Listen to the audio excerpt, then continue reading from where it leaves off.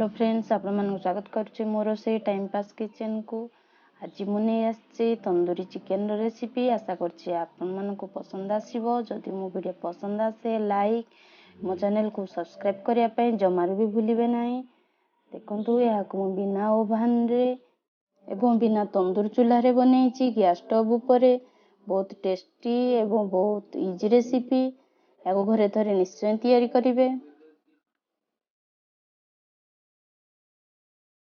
बिल्कुल बाहर तंदूरी टेस्टी एवं या मु सलाड सहित सर्व करछि। आपण चाहिले पुदीना चटनी सहित मध्य सर्व करि परिबे। चलंतु देखिनबा या मु केमिति तैयारी करिछि। एठी मु हाफ केजी रो चिकेन नेछि। एमिति लेग पीस नेबे बड़ साइज रो। एबे सेतिरे मु 2 चम्मच लेंबुर रस दे देछि एवं हाफ चम्मच लूण दे देछि। लूण दबार वीडियो को मु मिस कर देछि। सब चिकेन रे एमिति कट लगे नेबे। एबे या को मैरिनेट करी 2 घंटा पई रखिनबा फ्रिज रे। एबे मु काश्मीर रेड चिली पाउडर 3 चम्मच नेछि। स्वाद अनुसार लूण, हाफ चम्मच हल्दी गुंड, 1 चम्मच रेड चिली पाउडर, 1 चम्मच गरम मसला पाउडर, 1 चम्मच धनिया गुंड, हाफ चम्मच जीरा गुंड, 1 चम्मच चिकेन मसला, हाफ चम्मच कसूरी मेथी पाउडर, 3 चम्मच रा दही नेछि। बहलिया दही नेबे। एबे या को भलो भाबरे गोळे नबा।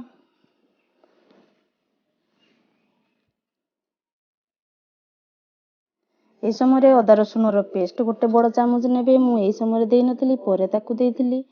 गोटे पिंच रो फूड कलर, हाफ चम्मच रो गोलमरिच गुंड एवं 2 रु 3 चम्मच रिफाइन तेल दे देछि।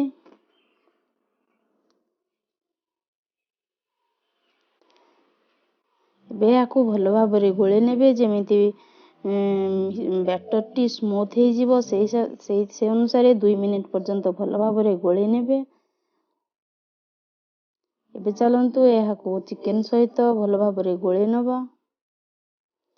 एमिति चिकेन रे जो कट दिया जायछि ता भितरे भाबरे लगे नेबे मसला को जेमिति ता भितर को पसिबो।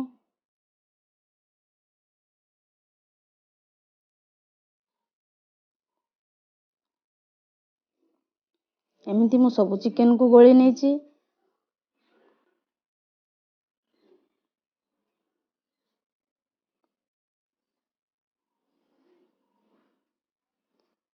बे को गोटे जगह को काढ़ी ताकू 5 रु 6 घंटा फ्रिज रे रखि नबा।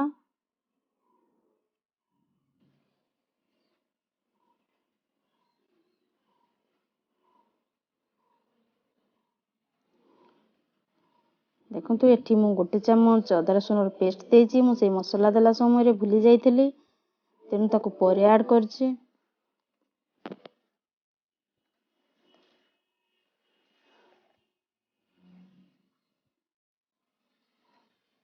याकू जते अधिका समय चिकेन को रखिबे चिकेन सेते जूसी हबो एवं भलो सॉफ्ट होई थाए। याकू फ्रिज रे 5 रु 6 घंटा पई रखि नबा। एटी देखंतु 5 रु 6 घंटा परे हमर चिकेन मैरिनेट भलो भाबरे हे जायछि। याकू टिके एपट सेपट भलो भाबरे लेउटे नबा। चलंतु याकू एबे फ्राई करिबा। एठी मु गोटे फ्राई पैन रे 1 चम्मच तेल दे देछि। सेतिरे 2 चम्मच रो बटर दबा। कारण तेल को बटर दीटा मिसेई कि देले बटर पोड़ी न थाए। एबे सेतिरे सब चिकेन को दे दबा।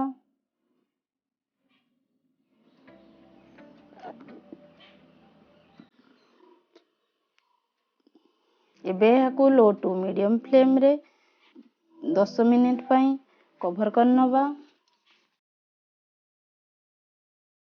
एबे आपण मझी रे टिके लेउटे नेथिबे।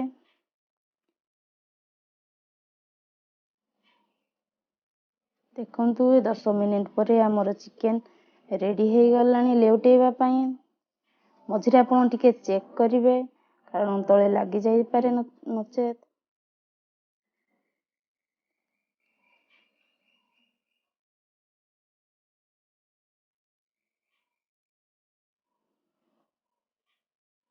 ଏବେ ୟାକୁ ପୁଣି ଥରେ କଭର କରିନେବା।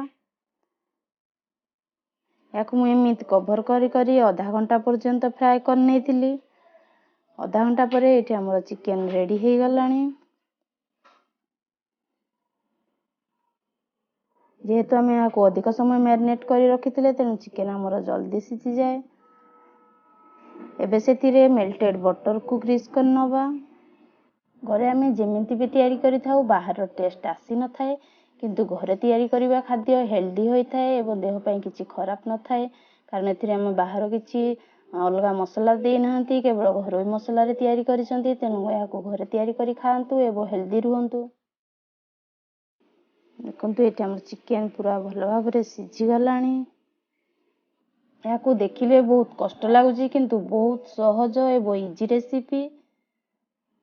ଏହାକୁ ମ୍ୟାରିନେଟ୍ କରିଦିଅ ଏବଂ ଫ୍ରାଏ ପ୍ୟାନ୍ରେ ଏପଟ ସେପଟ ଲେଉଟେଇ ଦିଅ ଏବଂ ଗ୍ୟାସ୍ରେ ପୋଡ଼ିଦିଅ। ବାସ୍ ହେଇଗଲା ତନ୍ଦୁର ଚିକେନ। ନା ବେଶୀ ତେଲ ଦରକାର ନାହିଁ, ନା ବେଶୀ ମସଲା ବି ଦରକାର ନାହିଁ।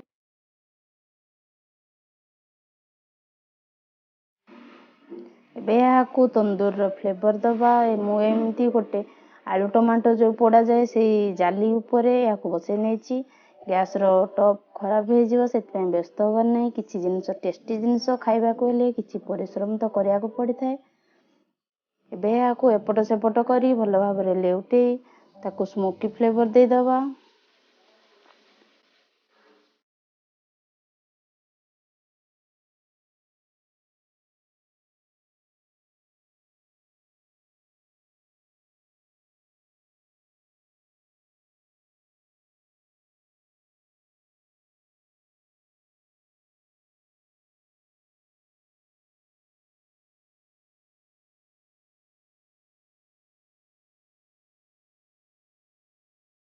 ମୁଁ ଏମିତି ସବୁ ଚିକେନକୁ ଏପଟ ସେପଟ ଲେଉଟେଇ ତାକୁ ପୋଡ଼ି ନେଇଛି।